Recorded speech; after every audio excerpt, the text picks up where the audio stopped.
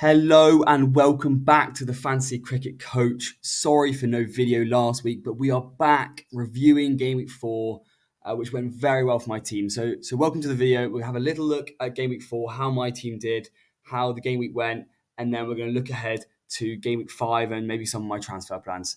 So overall, I'm very happy with this week. Not a super high scoring week necessarily, but because of the blanks, as an active manager, it was a really good opportunity to rise through the ranks when others don't plan for these kind of blank game weeks. You know, a lot of teams without active managers, people who have made their team at the start and just left it, probably would have had 8, maybe 9, maybe even less than that amount of playing players. So a lot of low scores around the board. So if you did plan for this game week, if you did have a full 11 or even a full 10, I'm sure you got a green arrow. I'm sure you did very well.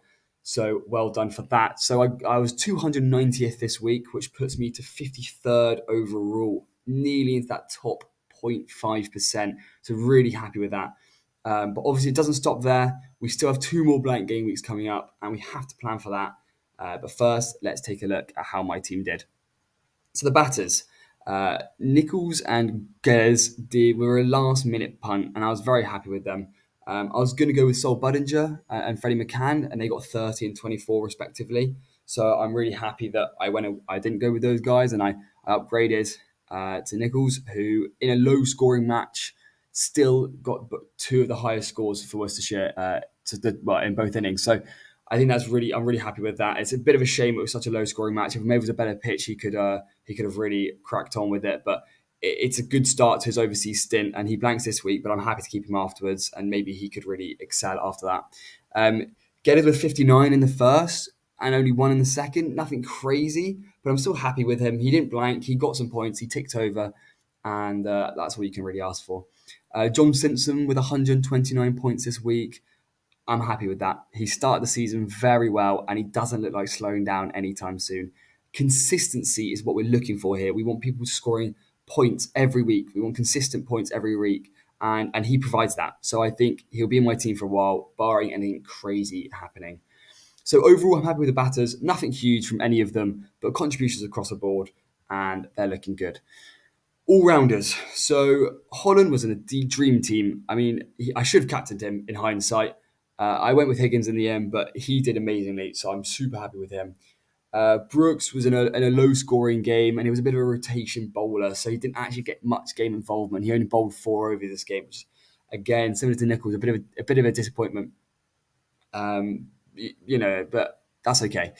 And Higgins did Higgins things with some runs and some wickets, but he's not really accelerated at the start of the season like I sort of thought he would. For his standards, he seems like a little out of form, and so could be a simple transfer, maybe to someone like Dawson, who's in a similar boat. Blank this week, but he maybe seems in maybe just a bit more form than Higgins. It's hard to tell. Both of them haven't started quite as strongly as they have done in previous seasons. The biggest issue, I think, in my team, though, is Cam Green. He's not bowling for Gloucestershire, and I knew it was risky when I brought him in that he might not get overs in, but I still thought he would bowl a little bit for them. And even though he got a century last week, there's a lot of good all-rounders in the game. Proctor, Hill, and taking up an all-rounder position with someone who only bats is not really what I want my team to be looking like. So I think all-rounders are too valuable for that, and that's why I think I'm looking to maybe get rid of him this week. Plus, he blanks in game week 6, so it could be sort of an active, productive transfer looking forward and trying to get a full 11 out next week too. So maybe he'll just stay as a 2-week punt for me, and I'll take the century last week, and I'm still happy with him. But without the bowling, I think his utility is reduced just a little bit. Another very good week for Bracey, 169 points, following the 352 points he got last week. I mean, seeing as he was the most transferred out player 2 weeks ago, he has been much, much better since. And I'm sure if you were one of those who jumped off him, you'll feel a little hard done by. But sometimes that's just how it goes. And, maybe sending a player who played in a blank game week is not always the best choice. And that can really come back to bite you. But really happy with Bracey. Again, he blanks in game week 6, so maybe he goes out next week, but definitely going to keep him from this week. Super happy with the last 2 weeks. Hopefully he can produce that again. So looking at my bowlers, O'Neill and Ahmed were sort of playing for the same team, which is always a risk, but they did a lot of the majority of the damage for Notts, especially in that second innings. They picked up 8 wickets between them in the game, which is really probably what boosted me into that top 50. Ahmed looks like a really cheap enabler pick, and he looks pretty good, so I think he's a hold for me, even though he blanks this week. However, O'Neill's contract is supposed to have only been until game week 4. So unless it gets extended or another county pick him up or something of the sorts happens, I think he's going to have to be a transfer out. And I think he'll just remain with one of the best 4 week counties, 4 week stints in county cricket. I'm really glad I owned him for the whole thing. So he might be a transfer out, but Ahmed will probably stick around. And the Notts duo looked pretty good this week. Morley was a cheap last minute option, and he hasn't done too well for me. But he has played. He is cheap, and he's not. He hasn't got nothing scores. He's got a couple of points here and there. So I think he stays for now, and he plays, and that's sort of all you can ask for. And maybe he's got some tricks up his sleeve, and he's got a 100-pointer in him next week. So not amazing this week, but that's okay. Obviously, 4 of the bench players this week were not playing, so no points there to talk about. But they'll be playing next week back in the 11. So moving on to my watch list, who am I looking for game week 5? Who am I looking ahead to? Essentially, I'm aiming to bring in players who blanked in game week 5. Um, blanked in game week 4 because they won't blank again and could play every game. So for my team, I do have to plan ahead to game week 6 because I've had quite a few blanks. So can't afford to bring in players who blank in game week 6. So also, a lot of people would have transferred them out last week because they did blank, so their ownership might well be lower, and that means more points potential there. So first up, I've got Liam Dawson. Yes, he's 9 million, but I've got expensive transfers out potentially this week. I might be getting out Fergus O'Neill, Higgins, Green, which can really free up the funds for him. And I feel like a big week is on the cards for him, and you can't keep him down for too long. He's such a class bowler. He's such a class batter. He's so good in the county championship. Maybe there's an England section for him on the horizon. Who knows? That's a different question, but he could go above 200 in any given week, and I think now might be a time to jump on him after a blank.